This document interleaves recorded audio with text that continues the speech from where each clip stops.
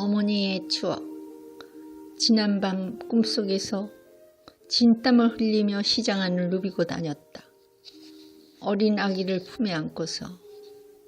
그 아기가 어떻게 내 품으로 왔는지는 선명치 않았으나 아기를 맡아서 키워야 하는 입장이었다. 그러나 내 나이로 보나 여러 가지 상황이 아기를 키울 형편이 도저히 불가능했으므로 아기를 맡아줄 사람을 찾아 나선 길이었다. 당연히 경찰서나 적당한 보육시설을 찾아야 할 것이었으나 꿈속에서는 생각이 미치지 못했던 것 같다. 점포마다 들어가서 구걸하듯 애원을 하였다. 제발 이 아기를 좀 맡아주세요. 가엾은 아기입니다. 제발 부탁입니다. 떡집에서도 기름 짜는 방앗간에서도 순댓집에서도 튀김집에서도 다 머리를 가로 흔들며 내 의견을 받아주지 않았다. 할 수 없이 집으로 돌아가야겠는데 버스 정류장도 찾아지지 않았다. 이 골목 저 골목을 헤매고 다녀도 차가 다니는 큰 길은 나오지 않았다. 품에 안긴 아기는 잠이 들어 팔에 힘은 빠지고 헝클어진 머리로 길 가는 사람을 붙들고 저기요, 잠실 종합운동장까지 가려면 어떻게 가야 해요? 날까지 어둑어둑 어두워진 캄캄한 길을 바라보며 주저앉아 버렸다. 울고 싶은 답답한 가슴으로 잠에서 깨어났다. 왜 이런 꿈을 꾸었을까? 엊그제 보육원에서 자란 아이들이 슬픈 사연을 읽으면서 떠오른 생각 때문인 것 같다. 고등학교를 졸업하는 19살 무렵이 되면 보육원을 떠나야만 하는 막막한 이야기였다. 어린 나이부터 보육원이 집이고 원장님과 돌보는 복지사들을 부모님이나 이모로 부르며 자란 아이들이 갑자기 울타리 밖으로 나와 독립된 생활을 꾸려나가야 한다는 것이다. 보육원 퇴소식은 눈물바다가 되어 식을 진행할 수가 없었다는 내용이다.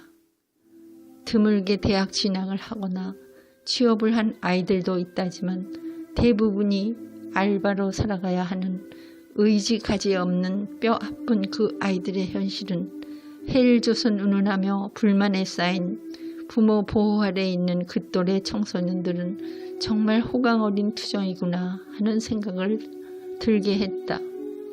일단 거처는 자립생활관으로 옮긴다지만 먹는 것부터 스스로 해결해야만 하는 아픈 현실이 그들의 몫이었다. 어린 나이에 보호막을 떠나 차가운 세상으로 나서야 하는 그들의 처지가 남의 일 같지 않게 다가왔다. 지하 셋방이라도 옥탑방이라도 가족이 함께 할 수 있는 생활은 얼마나 복된 삶인가를 느끼게 하였다.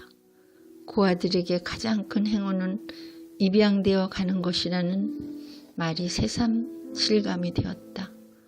60년도 더 지나간 옛날 어머니께서 버려진 미혼모의 아기를 새 옷을 사서 입혀 시골 친척집에 데려가 부모를 만들어준 일이 어제이처럼 선명하게 눈앞을 스쳐갔다.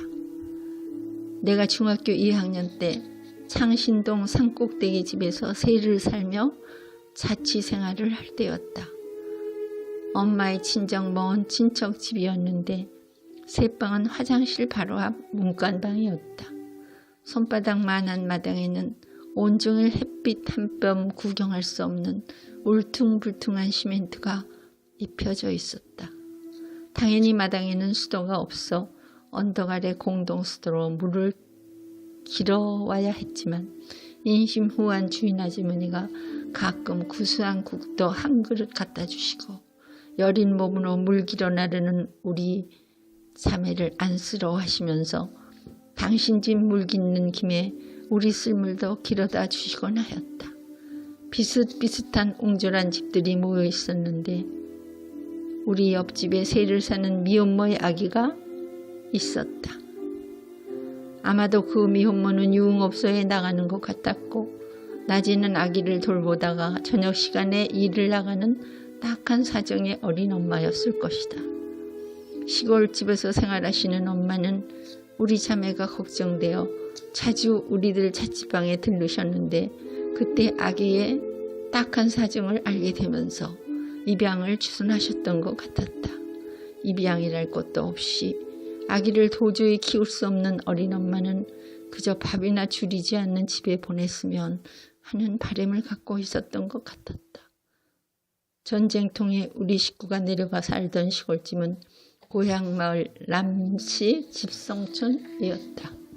친척집은 농사를 지어 먹고 살만 하지만 대를 이어줄 아이가 없었다. 본처에게서 얻은 딸 하나가 있었지만 후치려 들어온 아내가 몇 년째 아기가 없었다. 양쪽과의 충분한 대합도 없은 채 엄마는 결심하신 듯 어느 날 아기 옷 한 벌을 사오셨다. 나는 두서너 번 아기를 본 적이 있었는데 예쁘다는 생각보다는 너무 불쌍하게만 보였었다. 노란 꽃이 핀 듯한 작은 얼굴에 콧물을 흘리고 있는 잔망한 아기는 찌들고 허름한 런닝 혔으면 걸쳤을 뿐 아래는 늘 벗은 채였었다. 어머니는 아기를 깨끗이 씻겨 새 옷을 갈아입혀서 아기를 친히 업고 창신동에서 3번이나 버스를 갈아타시면서 새 부모가 되어줄 집에 데려다 주셨다. 나는 그때 어머니가 얼마나 좋은 일을 하셨는지 잠깐 생각을 하였을 뿐 깊이 있는 생각은 못했던 것 같다. 아기에게도 어린 엄마에게도 새롭게 귀여운 아들이 생긴 그대에게도 행복을 선물한 큰 사건인데도 방학이 되면 잠깐 시골집에 내려가서 머물곤 했지만 그 한 번도 그 아기를 보지 못하였다. 아기는 잘 자라고 있다는 이야기, 이름도 집안 돌림자를 넣어 지어서 호적에 올렸다는 이야기 등 문중에 반대가 있었지만 어머니의 도움으로 족보에 올려 완전히 남씨 문중에 어엿한 아들이 되었다는 이야기를 들었었다. 아기가 사춘기가 되었을 때 동네 사람들의 입방아로 어느 댁 마님이 업어다 준 업등이라는 소문이 소년의 귀에까지 들어가 어머니가 걱정하시는 소리를 들었었다. 어머니는 일부러 그대과의 거리를 두고 계시는 듯 했었다. 시간이 지나 나도 결혼을 하고 어머니도 돌아가신 후 3주기가 지난 후에 친정 나들이는 뜸할 수밖에 없었다. 조카를 통해 들은 소식으로는 학렬이 위인 그 젊은 아저씨, 그때 그 아가는 대학 교육도 마치고 건설회사에 다니면서 부모님을 극진히 모신다는 훈훈한 이야기 끝에 대박난 소식을 접하였다. 개발붐에 힘입어 고향집 마을 아파트가 들어서면서 적지 않은 보상금을 나왔다는 것이다. 농사를 많이 짓던 그 댁은 가장 많은 보상금이 나와 상속받은 돈으로 젊은 아저씨는 건설회사를 차려 성공적인 삶을 꾸려가고 있다는 소식이었다. 그 옛날 아기였던 그도 60대가 될 만큼 세월이 흘렀다.